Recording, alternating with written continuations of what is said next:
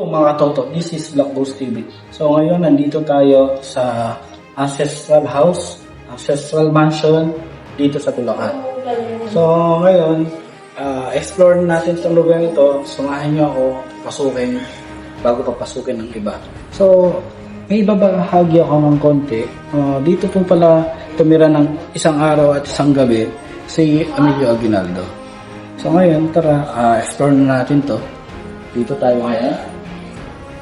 Kung makikita mo, ito yung sala nila. So, grabe yung sala, no? Lalo yung pagkakagawa ng lamisa. Sobrang, tinapukit talaga nila. Sobrang tibay hanggang ngayon. So, ilang taon na to, ilang decades yung nakatayo yung bahay na to. Ang ganda pa rin yung pagkakagawa nila. Tapos, pag nilalang, akala ko, ito Christmas Day. Ito yung naman, hindi pala siya. Naloko ko, kala ko LED, gano'n. Hindi pala, gano'n. Matagal na pala ito. Sobrang tagal na. So, mahigit 70 years, 1736.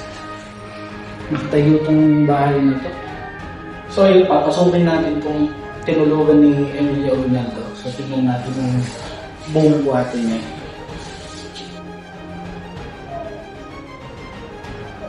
Ayun. Hindi natin mapuksan ito talaga. Grabe oh.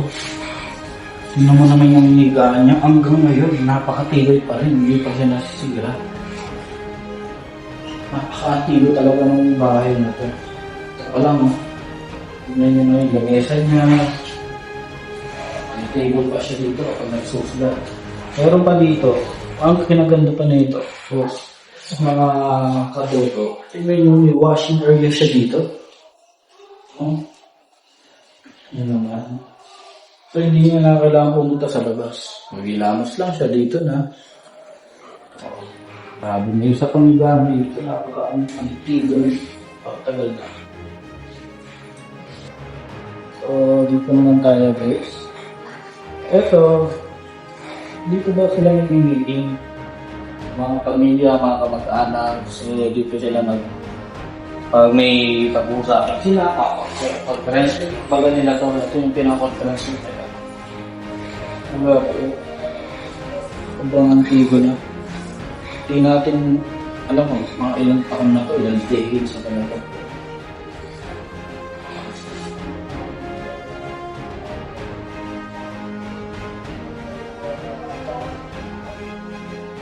Tingnan nyo naman ito, yung telephonic nila, ngayon meron pa sila.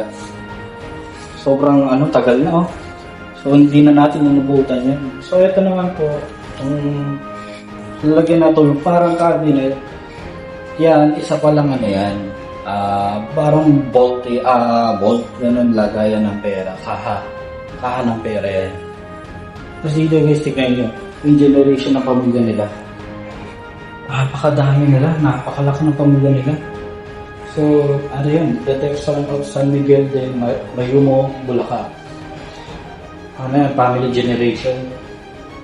Ang dami. So, hindi na natin papakita lahat. Nandito naman tayo sa, dining table.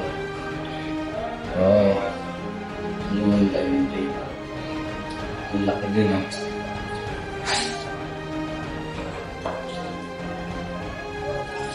So ito guys, yung nakikita nyo, yung nakagig na yan, yun yung dirty kitchen. Actually, hindi ganyan yung dirty kitchen nila, sobrang laki. So, sabi nga nung nakausap namin na caretaker nila, nahati na lang daw yan. Dahil nga dati, tabi sila ng ilog. Kaya gano'n na ate. Yun na lang yung kinalabasan. Yung kinalabasan nung, dirty kitchen nila. Inayos nila ng concept.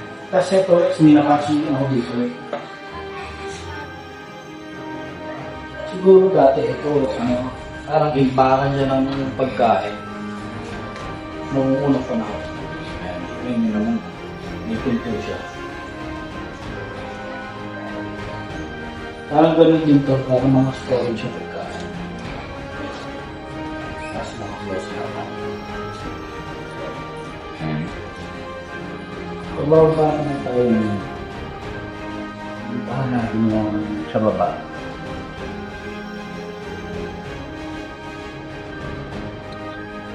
Guys, pababa na tayo.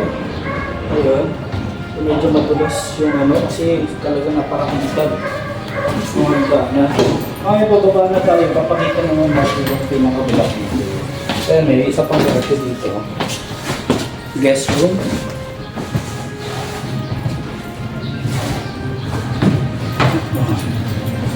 Grabe. Tibay na pagkakagawa talaga ng bahay na ito. Ito lang yung bahay na nagbinig talaga ako.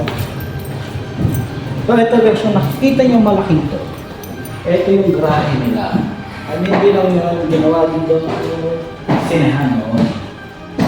So ayun, kita nyo naman kung ilang coaching ka siya dito. So wala ka ng garahe. And guys, ito pala yung dating main entrance ng Tacson Mansion House. So dito nyo naman, ngayon tinakpan na lang siya. So may napansin akong butas dito.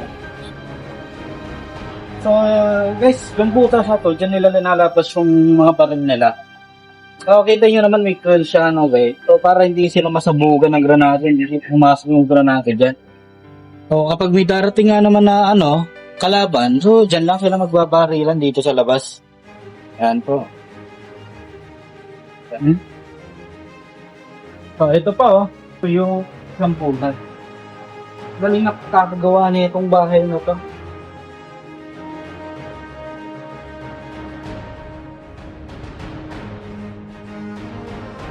Black Post TV here. So, ayun na, tapos na natin explore ito. Tacson Mansion House.